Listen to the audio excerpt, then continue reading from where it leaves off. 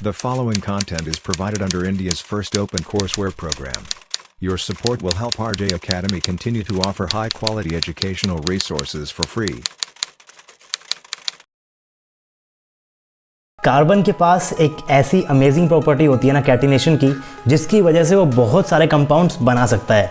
अब अगर इतने सारे कंपाउंड्स में से आपको कोई 3 या 4 कंपाउंड्स के पाउडर दे दे और आपसे पूछ ले कि इनमें से किस कंपाउंड का स्ट्रक्चर कैसा दिखता है, तो शायद आप लोग कंफ्यूज हो सकते हो। लेकिन अगर आपको ऑर्गेनिक की स्पेक्ट्रोस्कोपी आती है तो आप किसी भी ऑर्गेनिक कंपाउंड का स्पेक्ट्रोस्कोपी के थ्रू स्ट्रक्चर डिटर्मिनेशन कर सकते हो।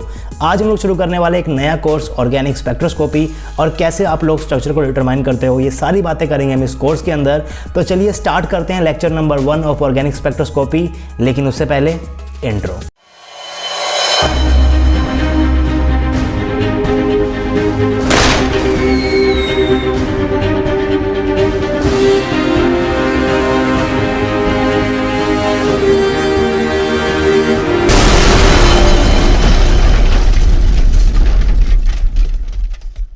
हे guys, this is RJ and welcome to RJ academy. तो आज हम लोग स्टार्ट करने वाले एक नया टॉपिक ऑर्गेनिक स्पेक्ट्रोस्कोपी। स्पेक्ट्रोस्कोपी अपने आप में बहुत इंपॉर्टेंट टेक्निक है। इसे आप लोग केमिस्ट्री की तीनों ही ब्रांचेस के अंदर पढ़ते हो। फिजिकल के अंदर भी आप लोग स्पेक्ट्रोस्कोपी को पढ़ते हो, आप लोग ऑर्गेनिक के अंदर भी पढ़ते हो और आप लोग इनऑर्गेनिक के अंदर भी पढ़ते हो।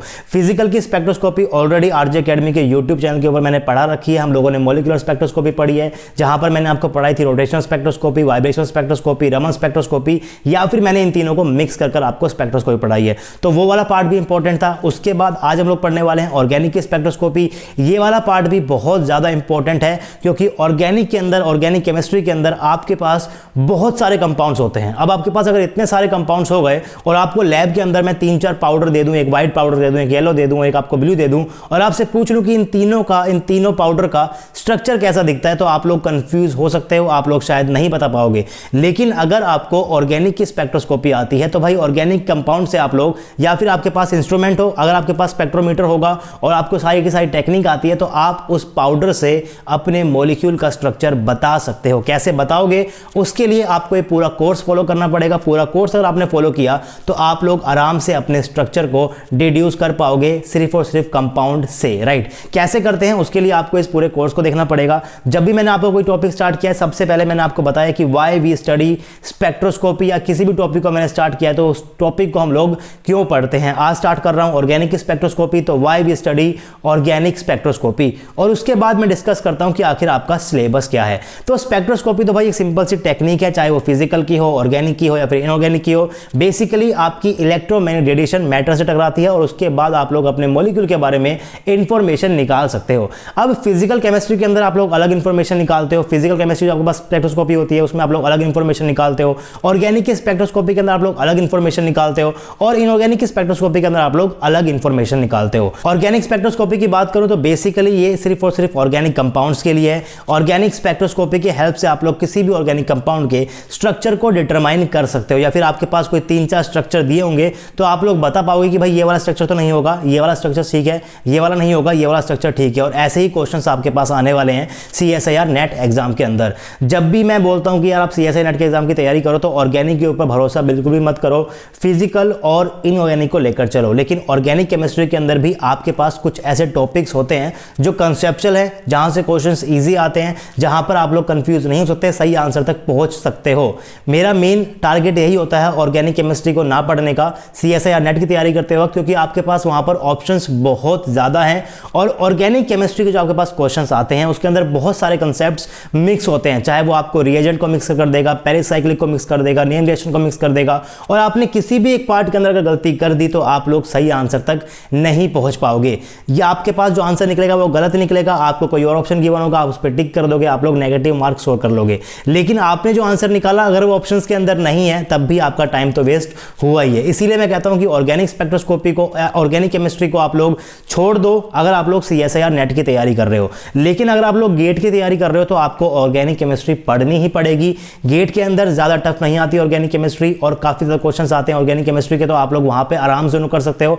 अगर आपने बीएससी से अच्छे से की ऑर्गेनिक से, आपने एमएससी थोड़ी बहुत ऑर्गेनिक पढ़ी है, तब भी आप लोग गेट के क्वेश्चंस कर पाओगे ऑर्गेनिक के। लेकिन नेट के अंदर क्वेश्चंस इजी नहीं आते, ऑर्गेनिक के टफ क्वेश्चंस आते हैं। अच्छा यही रहेगा कि आप लोग फिजिकल के या फिर इनऑर्गेनिक के क्वेश्चंस के ऊपर शिफ्ट कर जाओ। लेकिन अगर आप लोग सीएसआई या नेट की तैयारी कर रहे हो, तब भी आप लोग ऑर्गेनिक स्पेक्ट्रोस्कोपी के ऊपर पूरा ट्रस्ट कर सकते हो, क्योंकि इसके जो क्वेश्चन आपके पास आने वाले हैं एग्जाम के अंदर, वो बिल्कुल डायरेक्ट आएंगे। आपको फॉर्मूले यहां पर याद करने हैं, आपको थोड़े बहुत कंसेप्ट्स पढ़ने हैं, उसके बाद आप लोग आराम से ऑर्गेनिक स्पेक्ट्रोस्कोपी के क्वेश्चंस कर पाओगे। सिलेबस की बात करूं तो भाई ऑर्गेनिक केमिस्ट्री के अंदर एज सच मैं आपको पॉइंट वाइज सिलेबस तो नहीं लिखवा सकता कि आखिर सिलेबस क्या क्या है, लेकिन हाँ ऑफिशियल सिलेबस मैं आपको बता सकता हूं कि आखिर ऑफिशियल सिलेबस क्या है ऑर्गेनिक स्पेक्ट्रोस्कोपी का।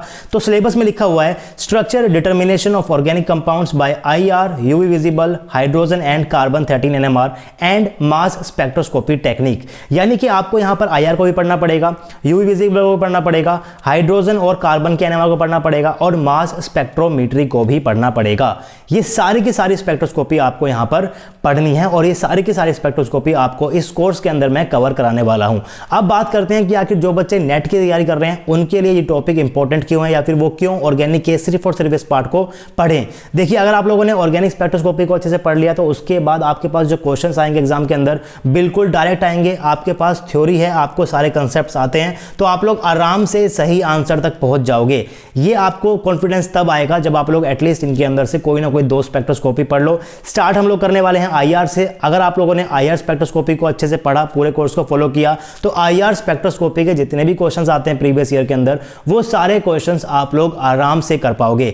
दूसरा पॉइंट मेरा ये है कि इस टॉपिक को पढ़ने के लिए अगर आप लोग सिर्फ ऑर्गेनिक स्पेक्ट्रोस्कोपी के क्वेश्चंस की बात करते हो तो वहां पर वो आपको क्या करेगा, आईआर स्पेक्ट्रोस्कोपी को मास से मिक्स कर देगा, मास को हाइड्रोजन से मिक्स कर देगा। यानी कि वो स्पेक्ट्रोस्कोपी के अंदर आपस में एक दूसरे को क्या कर रहा होता है, क्वेश्चन मिक्स कर दे देगा। लेकिन इनके क्वेश्चंस के अंदर नेम रिएक्शन का, पेरिसाइक्लिक रिएक्शंस का या फिर हेटेरोसाइक्लिक रिएक्शन का, इन सब रिएक्शंस का, रिएजेंट्स का कोई भी लेना देना नहीं है। अगर आपको वो सब चीजें नहीं आती है तब भी आप लोग इसे क्वेश्चंस को अटेम्प्ट कर सकते हो सकता है कि एक दो क्वेश्चन ऐसा आ जाए जिसके अंदर वो आपको रिएजेंट्स का या फिर आपके पेरिसाइक्लिक रिएक्शन है या फिर रिएक्शन मैकेनिज्म उनका यूज करे, लेकिन ज्यादातर क्वेश्चन जो आते हैं इस पार्ट से वो कैसे आते हैं, डायरेक्ट क्वेश्चंस आते हैं। और सीएसआईआर नेट के अंदर बात करूं कितनी वेटेज है इस पार्ट की, तो 20 से लेकर 30 मार्क्स के क्वेश्चंस आ सकते हैं स्पेक्ट्रोस्कोपी के, और इनके अंदर से समथिंग अराउंड 15 मार्क्स तो ऐसे पक्का होंगे जो आपसे डायरेक्ट क्वेश्चंस होंगे। सिर्फ और सिर्फ इसके अंदर किसका इंक्लूड होगा, स्पेक्ट्रोस्कोपी का इंक्लूड होगा। उसके बाद जो कुछ और क्वेश्चंस होते हैं उसके अंदर वो बाकी कंसेप्ट भी मिला देगा। तो अगर आप लोगों ने रिएजेंट्स अच्छे से पढ़ा हुआ है, आप लोगों ने रिएक्शन मैकेनिज्म अच्छे से पढ़ा हुआ है, आप लोगों ने पेरिसाइक्लिक अच्छे से पढ़ी हुई है, आप लोगों ने सारी की सारी नेम रिएक्शन पढ़ी हुई है, आप लोगों ने सारी की सारी जीओसी पढ़ी हुई है, उसके बाद तो आप इस टॉपिक को जरूर पढ़ो, क्योंकि यहां से आप लोग अपनी रैंक को बूस्ट कर सकते हो। काफी ज्यादा मार्क्स के क्वेश्चंस आते हैं यहां से और बिल्कुल डायरेक्ट क्वेश्चंस आते हैं। अगर मैं गेट एग्जाम की बात करूं तो गेट के अंदर भी आपकी ऑर्गेनिक स्पेक्ट्रोस्कोपी पूछी जाती है और 8 से 10 मार्क्स की आपको गेट के अंदर भी देखने को मिल जाएगी ऑर्गेनिक की स्पेक्ट्रोस्कोपी। और यहां पर मैं लिखा हुआ है most valuable topic in research field. अगर आप लोगों ने जेआरएफ क्रैक कर लिया उसके बाद आप लोग क्या करने वाले हो, पीएचडी कर सकते हो या फिर जॉब कर सकते हो। दोनों ही फील्ड के अंदर आपको जिस टॉपिक की सबसे ज्यादा जरूरत पड़ने वाली है वो है ऑर्गेनिक की स्पेक्ट्रोस्कोपी। क्वांटम पढ़कर, काइनेटिक्स पढ़कर, थर्मो पढ़कर या फिर पूरी फिजिकल पढ़कर आप लोग सीएसआईआर नेट जेआरएफ एग्जाम को क्रैक कर सकते हो, अच्छी रैंक ला सकते हो। लेकिन उसके बाद जब आपको आगे जाकर अगर रिसर्च करनी है तो वहां पर आपको सबसे इंपॉर्टेंट चीज मिल जाती है स्पेक्ट्रोस्कोपी। तीनों ही ब्रांचेस की, फिजिकल की भी, ऑर्गेनिक की भी और इनऑर्गेनिक की भी। आगे जाकर आप लोग सिर्फ और सिर्फ स्पेक्ट्रोस्कोपी ही पढ़ने वाले हो। और अगर आप लोगों ने जेआरएफ क्रैक किया, पीएचडी के इंटरव्यू देने निकल जाओगे तो वहां पर जो आपसे क्वेश्चंस पूछे जाएंगे उसके अंदर भी वो आपसे स्पेक्ट्रोस्कोपी के ही क्वेश्चंस पूछेगा। क्योंकि अगर आप किसी के अंडर पीएचडी कर रहे हो तो वो जरूर चाहेगा कि आपको स्पेक्ट्रोस्कोपी के बारे में पता हो, ताकि वो लैब के अंदर आपसे अपना काम निकलवा सके। तो जरूर पढ़ो ऑर्गेनिक की स्पेक्ट्रोस्कोपी को, काफी इजी टॉपिक है, काफी ज्यादा कंसेप्चुअल टॉपिक है। इसकी यानी कि ऑर्गेनिक स्पेक्ट्रोस्कोपी की मैं बेसिक बातें कर चुका हूं जब मैंने आपको पढ़ाया था मॉलिक्यूलर स्पेक्ट्रोस्कोपी का लेक्चर नंबर 1। तो वहां पर जो मैंने बातें की थी वो सेम बातें यहां पर रिपीट नहीं करूंगा, अलग बातें बताऊंगा, अलग इंट्रोडक्शन दूंगा। तो आप लोग प्लीज मॉलिक्यूलर स्पेक्ट्रोस्कोपी का भी लेक्चर नंबर 1 देख लीजिए, जहां पर मैंने आपको बताया था कि अगर स्पेक्ट्रोस्कोपी क्या होती है। आज इस लेक्चर में भी इंट्रोडक्शन दूंगा, वहां पर भी एक इंट्रोडक्शन दिया है, दोनों अलग अलग है। आप लोग प्लीज दोनों को ही देखना किस तरीके से हम लोग यहां पर करने वाले हैं। तो अगर मैं आपको बताऊं one line definition of spectroscopy की, तो आप लोग क्या बोल सकते हो, interaction of EMR with matter is called spectroscopy. सबसे पहला क्वेश्चन यहां से ये बनता है कि भाई जो आपके पास मैटर है, इस मैटर के पास क्या होते हैं, मोशंस होते हैं, चाहे वो किसी भी टाइप का मोशन हो, ट्रांसलेशन मोशन हो, रोटेशन मोशन हो, वाइब्रेशन मोशन हो या फिर इलेक्ट्रॉनिकल मोशन हो। हर एक मोशन के कॉरस्पॉन्डिंग आपके पास क्या होता है, एनर्जी लेवल्स होते हैं, जिनके बीच में क्या होगा, ट्रांजिशन होगा और उसके बाद आपके पास क्या होता है, एक स्पेक्ट्रा जनरेट हो जाता है। तो आपके पास कोई भी मैटर होगा, उसके अंदर क्या होता है, मोशंस होता है। और केमिस्ट्री के अंदर आप लोग किस मैटर की बात करते हो, माइक्रोस्कोपिक स्केल के मैटर की बात करते हो। तो मैटर के पास अगर मोशन की बात, अगर आपके पास मैटर कैसा होगा, माइक्रोस्कोपिक होगा, तो 4 टाइप के आपको वहां पर मोशन देखने को मिलेंगे, ट्रांसलेशनल, रोटेशनल, वाइब्रेशनल और इलेक्ट्रॉनिक। अब आपके पास जो 4 टाइप के मोशन है, उनके पास क्या होते हैं, एनर्जी लेवल्स होते हैं। और अगर आपके पास एनर्जी लेवल होंगे तो इन एनर्जी लेवल के बीच में कुछ ना कुछ गैप भी होगा, जिनके बीच में होता है ट्रांजिशन। और जितनी एनर्जी लेकर या फिर देकर ये ट्रांजिशन होता है, वो आपको एज ए सिग्नल दिखाई देता है अपने स्पेक्ट्रा के अंदर, और उसी सिग्नल को रीड कर आप लोग अपनी इंफॉर्मेशन को निकाल सकते हो। अब अगर मैं आपसे यहां से क्वेश्चन पूछता हूं सिंपल सा इसी लाइन के ऊपर से, तो आपके पास जो यहां पर इलेक्ट्रोमैग्नेटिक रेडिएशन होती है, आपको पता है कि जो आपके पास लाइट होती है, जो आपके पास रेडिएशन है, वो आपके पास एक ट्रैवलिंग वेव होती है। और जो आपके पास यहां पर माइक्रोस्कोपिक मैटर होता है,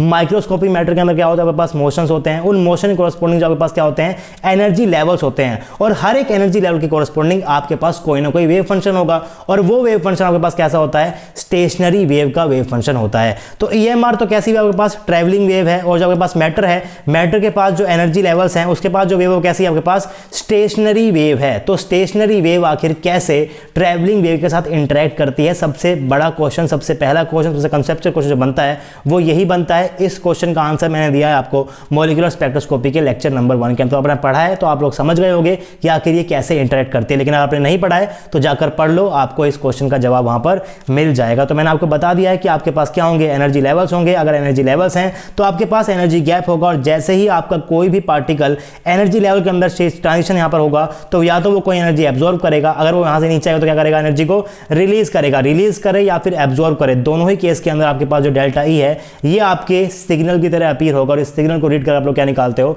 मॉलिक्यूल के बारे में इंफॉर्मेशन को निकालते हो। बेसिक इंट्रोडक्शन लेक्चर है आज, ऑर्गेनिक स्पेक्ट्रोस्कोपी स्टार्ट नहीं करूंगा, बिल्कुल बेसिक इंट्रोडक्शन दे रहा हूं कि आखिर क्या क्या आप लोग पढ़ने वाले हो स्पेक्ट्रोस्कोपी के अंदर। आज का लेक्चर समझ में आया तो आपको पूरी स्पेक्ट्रोस्कोपी अच्छे समझ में आने वाली है। तो मैंने जब आपको पढ़ाई थी मॉलिक्यूलर स्पेक्ट्रोस्कोपी, मैंने आपको वहां पर कहा था कि सबसे इंपॉर्टेंट जो कंडीशन होती है आपके पास होती है, फंडामेंटल कंडीशन होती है स्पेक्ट्रोस्कोपी के लिए, आपके पास 3 कंडीशन होती है। पहली होती है बोर फ्रीक्वेंसी कंडीशन, सेकंड होती है सिलेक्शन रूल, और थर्ड होती है पॉपुलेशन रेशो। इन तीनों कंडीशन का आपको हमेशा ध्यान रखना पड़ेगा जब भी आप कोई भी स्पेक्ट्रोस्कोपी पढ़ते हो, चाहे वो फिजिकल की हो, चाहे वो ऑर्गेनिक की हो, चाहे वो इनऑर्गेनिक की हो। सबसे पहली कंडीशन में बस क्या होती है, बोर फ्रीक्वेंसी कंडीशन होती है। इसको मैं एक्सप्लेन कर चुका हूं मॉलिक्यूलर स्पेक्ट्रोस्कोपी के लेक्चर नंबर 1 के अंदर। मैं यहां पर आपको आई बटन दे दूंगा, अगर आपको यहां से डायरेक्ट वहां पर शिफ्ट करना है। थोड़ा बहुत इंट्रोडक्शन मैं आपको यहां पर भी दे देता हूं। अगर आपके पास कोई 2 एनर्जी लेवल्स है, मान लीजिए आपके पास ये क्या है, ग्राउंड एनर्जी लेवल है E1, यहां पर पास क्या है, एक्साइटेड है E2।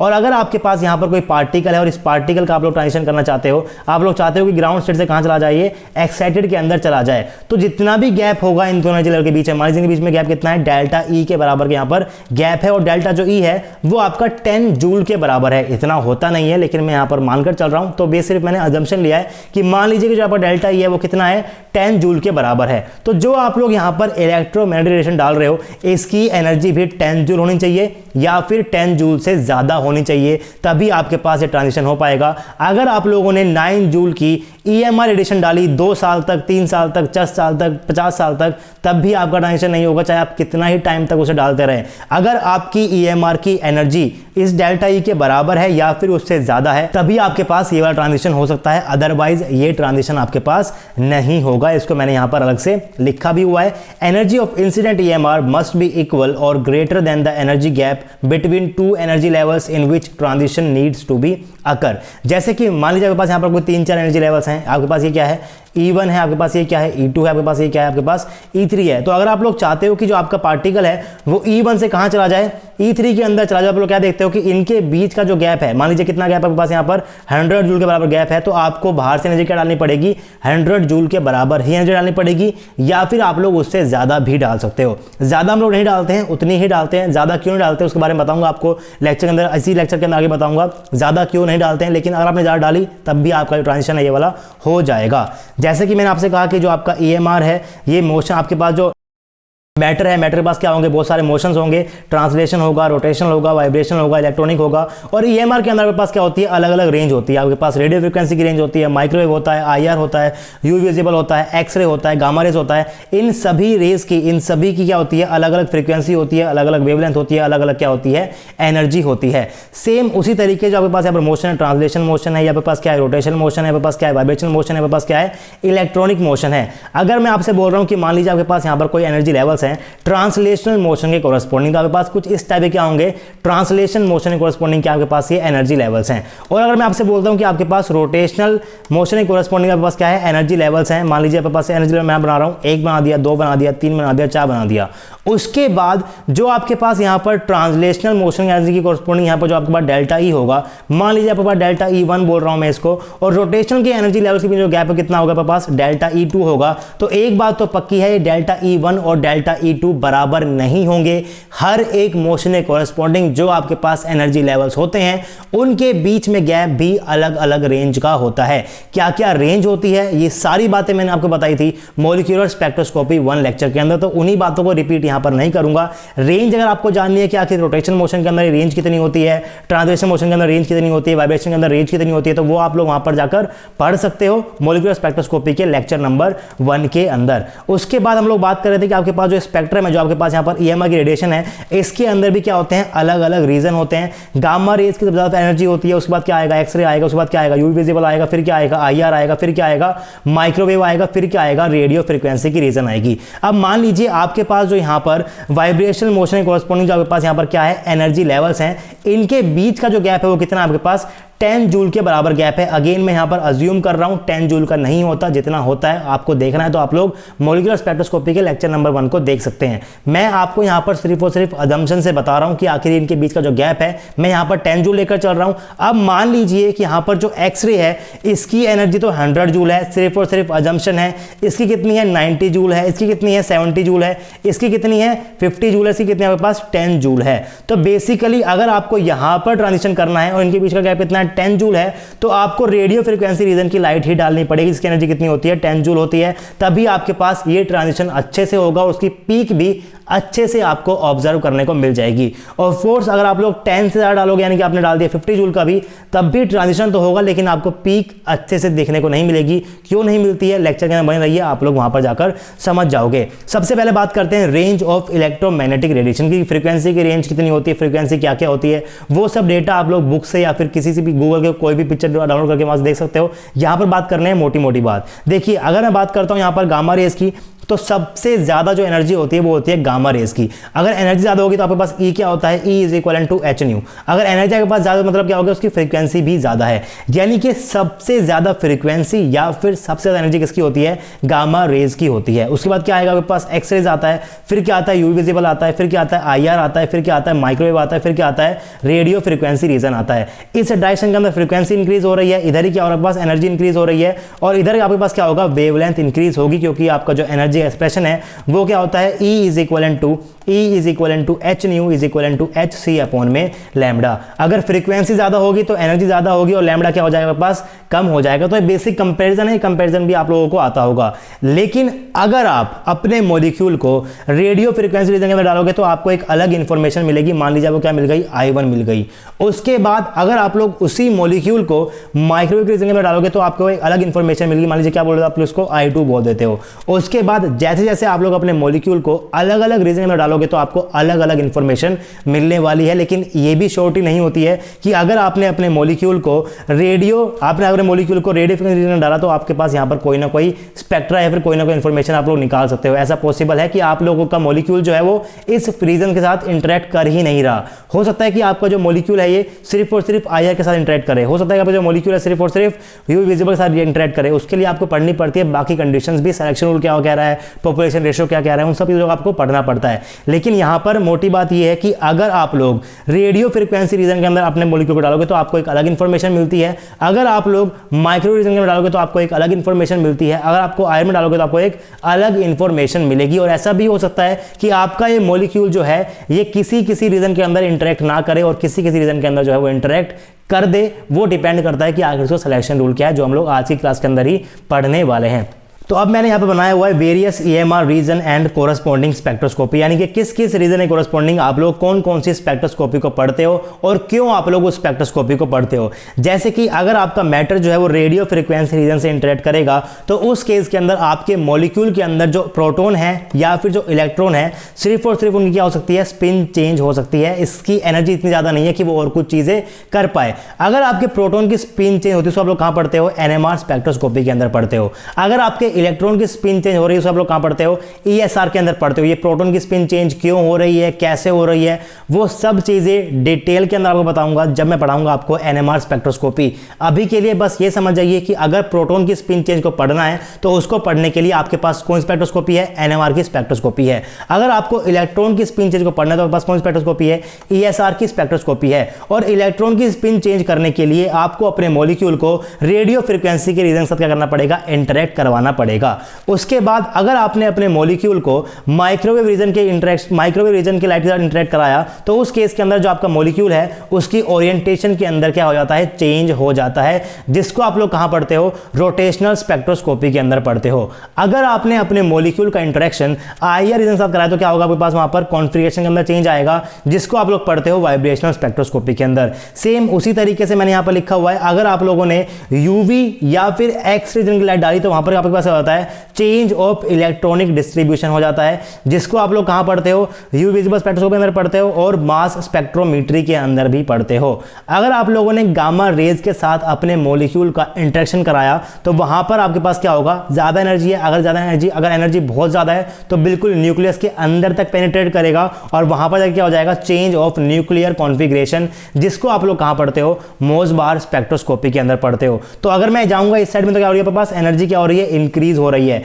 सबसे कम एनर्जी किसकी होती है, रेडियो फ्रीक्वेंसी रीजन की होती है। उसके बाद किसकी होगी, माइक्रोवेव, फिर क्या आएगा, आईआर, फिर क्या आएगा, विजिबल, फिर क्या आएगा, यूवी, फिर क्या आएगा, एक्सरे, फिर क्या आएगा, गामा रेज। आपको ये स्पेक्ट्रम याद होना चाहिए, आपको ये याद भी होगा, बहुत टाइम से आप लोग इस चीज़ों को पढ़ते हुए आए हो। अब चलते हैं आगे, बात करते हैं सेकंड प्रॉपर्टी की, वो क्या आपके पास सिलेक्शन रूल। सिलेक्शन रूल भी आपके पास क्या हो सकते हैं, दो टाइप के हो सकते हैं। जैसे कि मैंने आपको बताया कि आप बोर फ्रीक्वेंसी कंडीशन में आपसे कह रहा हूं कि अगर आपके पास कोई दो एनर्जी लेवल्स हैं, हमारे एनर्जी लेवल कितने हैं, 3 आपके पास क्या है, एनर्जी लेवल्स हैं।